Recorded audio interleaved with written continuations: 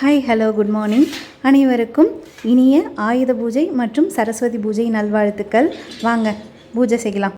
Okay, நம்ம வீட்டில் படைக்கிறதுக்கு வந்து சக்கரை பொங்கல், சுண்டல், பொரி, அதுக்கப்புறமா பழம்லாம் வச்சு காலையிலே வந்து டைரெக்டாக படையில் வந்து போட்டுட்டோம். மதியமாக சமைச்சிக்கலாம் அப்படின்னு சொல்லிட்டு. ஸோ டெக்கரேஷன்லாம் வந்து வீட்டுக்காரர் தான் வந்து பண்ணார். ஃபுல் அண்ட் ஃபுல் வந்து சாமியை வந்து டெக்கரேட் பண்ணதெல்லாம் வந்து பாப்பாவும் என் மாமியாரும் பண்ணிக்கிட்டாங்க. ஸோ இன்றைக்கி பூஜை வந்து பாப்பா தான் பண்ணாங்க. ஏன்னா சரஸ்வதி பூஜை இல்லை, அதனால் பாப்பா தானே படிப்புக்காக வேண்டிக்கணும். அதனால் இன்றைக்கி பூஜையை வந்து பாப்பாவே பண்ண விட்டுட்டோம்.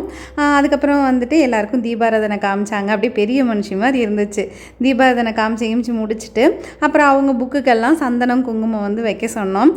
எதுக்கு அப்படின்னு சொன்னோம், ஏன்னா இதுதான் பாப்பாவுக்கு நினைவு தெரிஞ்சு சரஸ்வதி பூஜை வந்து நாங்கள் வந்து செலிப்ரேட் பண்ணுறோம். முன்னாடி வந்தால் ரொம்ப குட்டி பிள்ளை, அதனால தெரியாது. அதுக்கப்புறமா பாப்பாவை வேண்டவும் சொன்னோம். என்னெல்லாம் வேண்டிக்கிறியோ வேண்டிக்கோடா அப்படின்னு சொல்லிட்டு. பின்னால் நீங்கள் அதையும் கேட்க போகிறீங்க, பார்த்து ஷாக் ஆகிடாதீங்க. என் பொண்ணு அப்படி தான் யோசிக்கும், சின்ன பிள்ளை தானே, அதனால் போக போக தான் நம்ம சொல்லிக் கொடுக்கணும். ஸோ என்ன வேண்டுதல் அப்படிங்கிறத நீங்களும் கேளுங்க. எப்போவுமே என்ன வேண்டுவீங்களோ அதையே வேண்டுங்க. எப்போது என்ன வேண்டிப்பீங்க?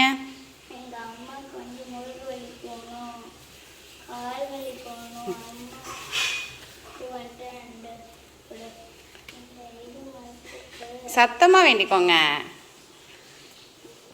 சத்தமாக சொன்னால் தானே சாமி கேட்கும். சத்தமாக சொல்லு.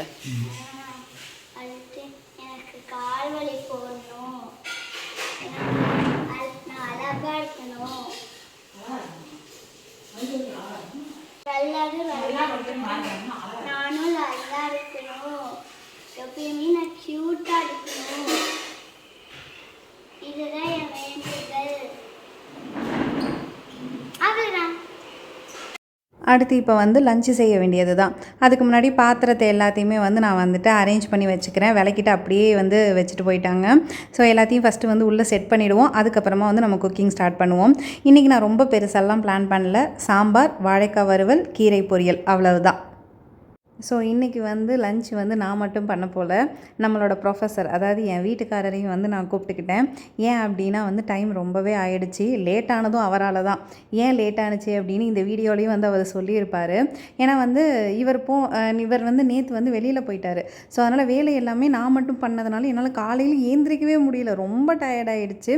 ஸோ சார்கிட்ட வந்து நான் சொன்னேன், எனக்கு ரொம்ப டயர்டாக இருக்குது அப்படின்னு. வாப்பா நான் வந்து லஞ்சு ஹெல்ப் பண்ணுறேன் அப்படின்னு சொல்லிட்டு சார் வந்து இந்த சின்ன வெங்காயம் உரிச்சு கொடுக்குறது, காய்கறி கட் பண்ணி கொடுக்கறது, அந்த மாதிரி வேலையெல்லாம் பண்ணிகிட்டு இருந்தார். அதை விட சார் கிச்சனில் இருந்தார் அப்படின்னா பேசிக்கிட்டே இருப்பார். ஸோ எனக்கும் பேசுகிறதுக்கு ஒரு ஆள் கிடச்சிச்சு அப்படிங்கிற நானும் ஒரு சந்தோஷத்தில் பேசிக்கிட்டே சமைச்சோம். அதனால் வந்து இன்றைக்கி வந்து லஞ்சு செஞ்சதே தெரியல, அவ்வளோ சீக்கிரமாகவே செஞ்சு முடிச்சிட்டோம். டைம் ஆல்ரெடி வந்துட்டு 1 o'clock ஆகிடுச்சு. இப்போ தான் சமைக்கவே ஆரம்பிச்சிருக்கோம். இப்போ தான் சின்ன வெங்காயத்தை உரிச்சிட்ருக்கோம் சாம்பாருக்காக. ஸோ எதனால் இவ்வளோ லேட் சார்? நேற்று எங்கே போனீங்க? நேற்று நான் ஒரு காலேஜுக்கு ஜட்ஜாக போயிருந்தேன். அது பார்த்தீங்க அப்படின்னா ஒரு இன்டர் காலேஜ் மீட் வச்சுருந்தாங்க. இதில் என்ன ஆச்சரியம் அப்படின்னா, நான் போன காலேஜ் வந்து ஜமால் முகமது இன்ஜினியரிங் காலேஜு, நம்ம திண்டுக்கல்லை தாண்டி வடமதுரையில் இருக்காது. அந்த காலேஜில் எம்பிஏவோட டைரக்டர் வந்து என்னோட ப்ரொஃபஸர், அதாவது என்னோட ஆசிரியர். அவர் நான் எம்ஃபில் படித்தப்போ எனக்கு வந்து அவர் கிளாஸ் எடுத்திருக்காரு. அந்த ஆசிரியர் என்னை கூப்பிட்டுருந்தாரு, இந்த மாதிரி சக்கரவர்த்தி நீ வந்துடணும் அப்படின்னு. சரிங்க, அது என்னவோ ஏதோ ஒரு ஜட்ஜு, ஒரு இன்டர்நேஷ்னல் கான்ஃபரன்ஸு, நேஷ்னல் கான்ஃபரன்ஸை விட ஏதோ ஒரு ஆசிரியர் நம்மளை ஞாபகப்படுத்தி கூப்பிடுறாருல. உலகத்துலேயே மிகப்பெரிய கிஃப்ட் எது தெரியுமா? தான் படித்த ஒரு காலேஜில், நான் படித்த காலேஜ்னு சொல்ல மாட்டேன், தன்னோட ஆசிரியர் தான் மாணவனையே இன்னொரு காலேஜில் வந்து ஜட்ஜாக கூப்பிட்டு அழகு பார்க்குறாங்க பார்த்தீங்களா? அதுதாங்க ஒரு மாணவனுக்கு ஒரு மிகப்பெரிய கிஃப்ட்டு. இதுக்கு மேலே என்னங்க கிஃப்ட்டு வேணும்? அப்பப்போ பார்க்கணும். பெரிய வெங்காயம் இல்லை, சின்ன வெங்காயம் தோல் உரிஞ்சிச்சுன்னா என் முன்னாடி ஏன் தோலை உரிப்பா. நான் அதனால தான் சரி ரைட்டுன்னு ஒவ்வொன்றா பார்த்து பண்ணிக்கிட்டு இருக்கேன்.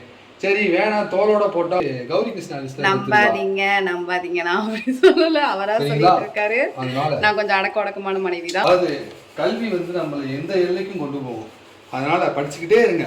அது என்னைக்காச்சும் உங்களுக்கு ஏதாச்சும் ஒரு இடத்துல கண்டிப்பாக ஹெல்ப் பண்ணும். அதனால வந்து கண்டிப்பாக ஹெல்ப் பண்ணும். ஸோ நான் வந்து சாம்பாருக்கு வந்துட்டு இன்றைக்கி மசாலா வந்து அரைச்சி போட போகிறேன். இந்த மாதிரி நான் எனக்காவது ஸ்பெஷல் டேஸில் மட்டும் சாம்பார் வைப்பேன். எல்லா நாள்லேயும் சும்மா குழம்பு மிளகாத்தூள் அதை போட்டு முடிச்சிடுவேன். சில நாள் மட்டும் கொஞ்சம் ஸ்பெஷலாக இருக்கணுமேன்னு செய்வேன். ஸோ இதில் இன்னும் கருவேப்பிலை மட்டும் போடணும். போட்டால் சாம்பாருக்கு வந்து மசாலா ரெடி. அதுக்கப்புறமா கீரை பொரியல் பொறுத்த வரைக்கும் தேங்காய் பூ நிறைய துருவி போடுங்க. ரொம்ப ரொம்ப வந்து டேஸ்ட்டாக இருக்கும். அது எந்த கீரையாக இருந்தாலும் சரி. அதுக்கப்புறமா வந்து நான் தவாவில் வந்து வாழைக்காய் ஃப்ரை பண்ணேன். வாழைக்காய் ஃப்ரை எனக்கு ரொம்ப ரொம்ப பிடிக்கும். என்னோடய ஃபேவரட் டிஷ்ஷில் எது அப்படின்னு கேட்டிங்கன்னா அது வாழைக்காய் ஃப்ரை தான். ரசம் வாழைக்காய் ஃப்ரை, சாம்பார் வாழைக்காய் ஃப்ரை, தயிர் சாதம் வாழைக்காய் ஃப்ரை இருந்துச்சு அப்படின்னா நிறைய சாப்பிடுவேன். அப்புறம் எல்லா வேலையும் முடிச்சக்கப்புறமா இருந்த பொருளை இருந்த இடத்துலையே ஆர்கனைஸ் பண்ணிவிட்டு கிச்சனை விட்டு வெளியேறிட வேண்டிதான். வாங்க சாப்பாடை போட்டுருவோம்.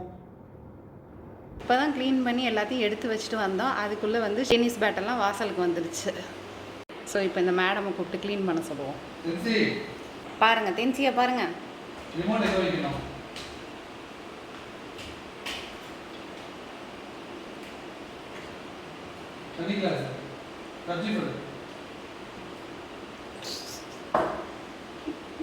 ஹாலில் ஏன் பெட்டு இருக்குன்னு பார்க்காதீங்க. குவார்ட்டர்லி லீவுங்கிறதுனால பெட்டை போட்டு தான் டிவி பார்த்துட்ருக்கோம். இதை தான் நானும் சொல்கிறேன். குழந்தைங்க எதையாவது ஒரு விஷயத்தை வந்து எங்கேயாவது எடுத்து வச்சுருந்தாங்க அப்படின்னா நீங்கள் தயவு செஞ்சு கொண்டு போய் எடுத்து வைக்காதீங்க. குழந்தைங்களே கூப்பிட்டு அதை எடுத்து வைக்க சொல்லுங்கள். அப்போ தான் வந்து அவங்களும் கற்றுப்பாங்க. ஓகேவா? ஸோ அவங்கள திட்டிட்டு நீங்களே கொண்டு போய் எடுத்தீங்கன்னா அம்மா எப்படியும் திட்டிட்டு அவங்களே எடுத்துப்பாங்க அப்படின்னு சொல்லி ஒரு இது வந்துடும். ஸோ அவங்கள எடுக்க வைக்க சொன்னீங்க அப்படின்னா எப்படி நம்மளை தான் எடுக்க வைக்க சொல்லுவாங்க. இப்போவே எடுத்து வச்சுருவோம் அப்படின்னு சொல்லிட்டு எடுத்து வச்சுருவாங்க. சரி, ஆயுத பூஜை லஞ்ச் ரெடி. சக்கரை பொங்கல் காலையிலே படைச்சாச்சு. அதனால் சக்கரை பொங்கல்லாம் பாதி காலி ஆகிடுச்சு. சுண்டல், ஒயிட் ரைஸ், கீ, அதாவது பருப்பை வந்து கீயோடு வச்சு சாப்பிட்றதுக்காக. அடுத்து சாம்பார், அதுக்கப்புறமா ரசம், அப்புறமா கீரை பொரியல், அதுக்கப்புறமா வாழைக்காய் வறுவல். சாப்பிட்றதுக்கு சாறு ரெடி. அவ்வளோதான். இலையை போட்டு உட்காந்தாச்சு. சாப்பிட வேண்டியது தான்.